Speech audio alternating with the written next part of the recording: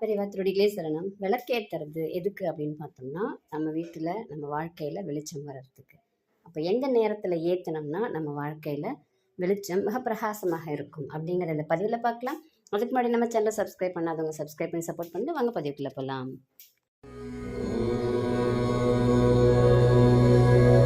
நம்ம எல்லாருமே நம்மளுடைய சோம்பேறித்தனத்தால் என்ன செய்கிறோம்னா, சூரிய பகவான் வந்ததுக்கப்புறம் விளக்கேற்றுறோம். அது கோயிலாக இருந்தாலும் சரி, வீடாக இருந்தாலும் சரி.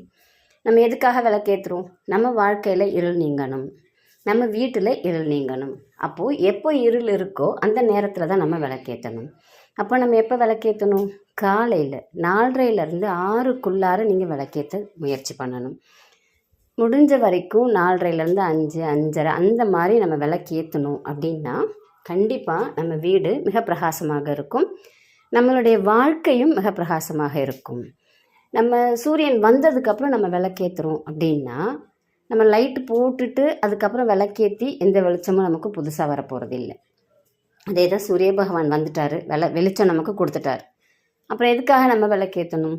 அப்போது நம்ம வாழ்க்கையில் மிக பிரகாசமான ஒரு ஒளி வேண்டும், ஒரு வெளிச்சம் வேண்டும் அப்படின்னா வீட்டில் ஏற்றுனீங்கனாலும் சரி, கோயிலில் ஏற்றுனீங்கனாலும் சரி, காலையில் ஏற்றுறது சூரிய பகவான் வர்றதுக்கு முன்னாடி ஏற்றுங்க. சாயந்தரம் ஏற்றுறதா இருந்தால் சூரிய பகவான் மறைஞ்சதுக்கப்புறம் ஏற்றுங்க. 6 மணிக்கு மேலே விளக்கேற்றுங்க. அப்போது இருள் இருக்கிற நேரத்தில் தான் நம்ம விளக்கேற்றி வைக்கணும். அப்போது நமக்கு ஒரு ஒளி கிடைக்கும், ஒரு வழி கிடைக்கும். ரொம்ப எளிமையான வழி, செய்து பலனடைங்கள். நன்றி, வணக்கம்.